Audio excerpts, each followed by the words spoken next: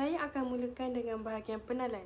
Permainan tepuk kad itu merupakan salah satu bahan mengajar BBM yang dihasilkan bagi menjadikan pembelajaran di dalam kelas menjadi lebih seronok. Para pekaji telah menyediakan satu permainan kad yang diberi nama tepuk kad itu yang diambil daripada tajuk pembelajaran pembentukan kata iaitu subtopik kata majmuk. Permainan kad ini memerlukan semua pemain menurunkan kad yang disatukan sambil pemain-pemain yang lain pula saling berebut untuk menjadi orang yang pertama yang berjaya merampas kad tersebut. Kiranya wujud dua kad yang sama diturunkan secara berurutan. Antara bahan-bahan yang diperlukan dalam menghasilkan permainan tepuk kad itu ialah kad manila, kad emoji, gunting, gam dan kertas warna. Berikut merupakan permainan tepuk kad itu yang dihasilkan oleh kumpulan kami. Saya serahkan pembatangan seterusnya kepada saudari Nur Maria. Seterusnya ialah cara permainan. Permainan ini memerlukan 4 hingga 5 orang pelajar untuk bermain permainan ini. Setiap pelajar akan menerima beberapa keping kad berwarna yang ditulis perkataan bertajuk kata majmuk. Pelajar akan bermain dengan mengikut giliran yang telah ditetapkan dan kad akan diberi setelah dicampurkan. Kad tersebut akan dibahagi secara bergilir kepada setiap pemain. Secara bergilir-gilir, pelajar akan meletakkan satu kad perkataan kata majmuk di tengah. Seterusnya ialah pelajar perlu melakukan dengan cepat jika perkataan yang keluar berkait dengan kad yang ada pada tangan. Pelajar hendaklah menepuk kad itu dan pelajar yang paling cepat menepuk akan mengambil kad yang ada di tengah. Pelajar lain yang tidak dapat kad tersebut perlu membina ayat berdasarkan perkataan pada kad tersebut. Permainan ini berjalan sehingga ada pelajar yang berjaya mengumpul kad paling banyak. Seterusnya, saya akan menayangkan video cara bermain bahan bantu mengajar ini. Hai, hari ini kami akan bermain permainan tepuk kad itu. Jom! Setiap pelajar akan menerima beberapa keping kad berwarna yang bertulis perkataan kata majmuk. Selepas itu, secara bergilir-gilir pelajar akan meletakkan satu kad di tengah sambil menyebut kata majmuk dan menepuk kad itu. Tepuk kaki bangku. Bulan madu. Tanda tangan. Panjang tangan.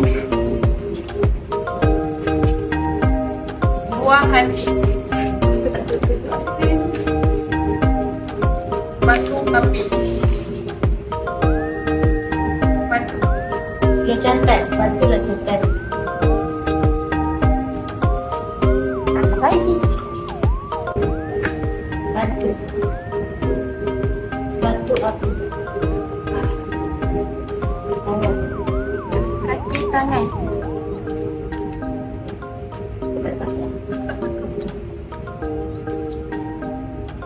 Buang tangan. Jalan maya. Mata. Matahari.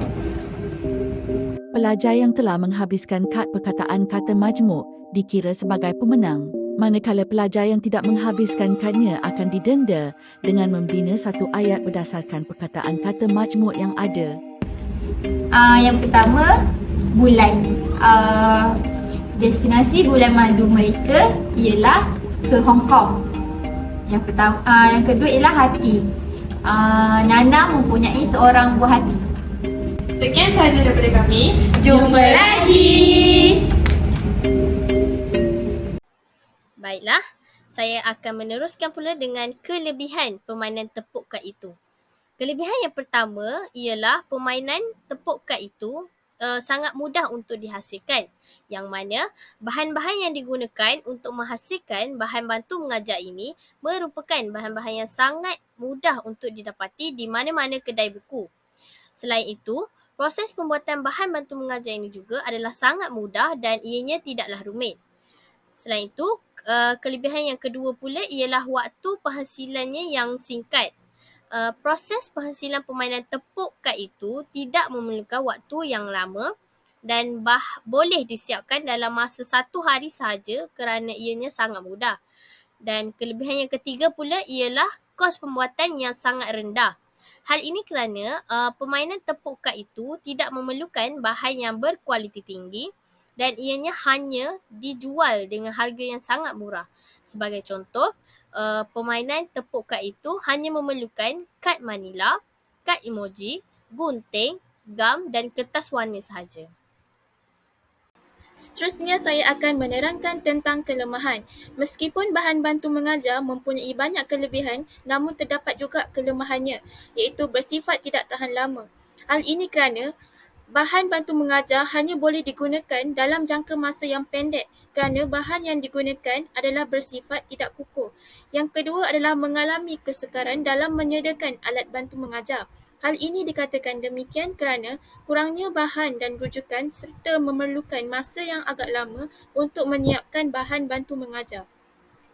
Baik, kelemahan yang seterusnya ialah mengalami kesukaran dalam mengaplikasikan bahan bantu mengajar, di mana perlu mengambil masa yang lama untuk meneliti agar bahan-bahan bantu mengajar yang digunakan adalah relevan dengan sukatan pelajaran pada masa kini. Yang terakhir ialah penggunaannya adalah terbatas dan tidak menyeluruh. Jika bilangan pelajar adalah ramai di dalam bilik darjah, maka penggunaan bahan bantu mengajar tersebut tidak dapat dilihat secara menyeluruh oleh pelajar di dalam bilik darjah tersebut. Maka ia akan menyebabkan beberapa orang pelajar akan ketinggalan dalam pelajaran di dalam bilik darjah. Seterusnya, saya akan meneruskan pembentangan dengan cadangan penambahbaikan. Cadangan pertama ialah menggunakan plastik berlamina. Hal ini dikatakan demikian kerana plastik itu lebih keras. Jadi, kad yang dibuat tidak mudah renyuk dan rosak. Cadangan yang kedua pula ialah memainkannya secara berkumpulan ataupun berpasangan. Selain dapat menjimatkan masa, ia juga dapat meningkatkan penglibatan pelajar dalam aktiviti ini. Sebagai contoh, sekiranya ia dimainkan secara berkumpulan, 2 ke 3 orang pemain boleh dijadikan ahli kumpulan. Jadi, mereka akan berusaha bersama-sama untuk membina kata majmuk daripada perkataan yang mereka dapat. Cadangan yang ketiga ialah menggunakan pelekat velcro untuk melekatkan gambar. Ia dapat menjimatkan kerana dengan menggunakan satu kad, kita dapat melekatkan 3 ke 4 gambar. Hal ini kerana pelekat velcro ini membolehkan kad itu dilekatkan dan dicabut. Cadangan yang keempat pula dengan menggunakan gambar dari surat khabar ataupun majalah. Dengan menggunakan barang yang terpakai, bahan-bahan terpakai ini, ia dapat menjimatkan kos guru tersebut. Kesimpulannya, permainan tepuk kad itu diharapkan dapat membantu pelajar untuk menguasai tajuk kata majmuk dengan lebih mendalam. Selain dapat menarik minat pelajar, diharapkan ia juga dapat meningkatkan interaksi dan kerjasama para pelajar tersebut. Kelemahan-kelemahan yang telah dinyatakan ini, kami sertakan langkah-langkah mengatasinya bagi memudahkan dan memastikan permainan ini dapat dimainkan dengan lancar. Sekian, itu sahaja dari kumpulan kami. Terima kasih.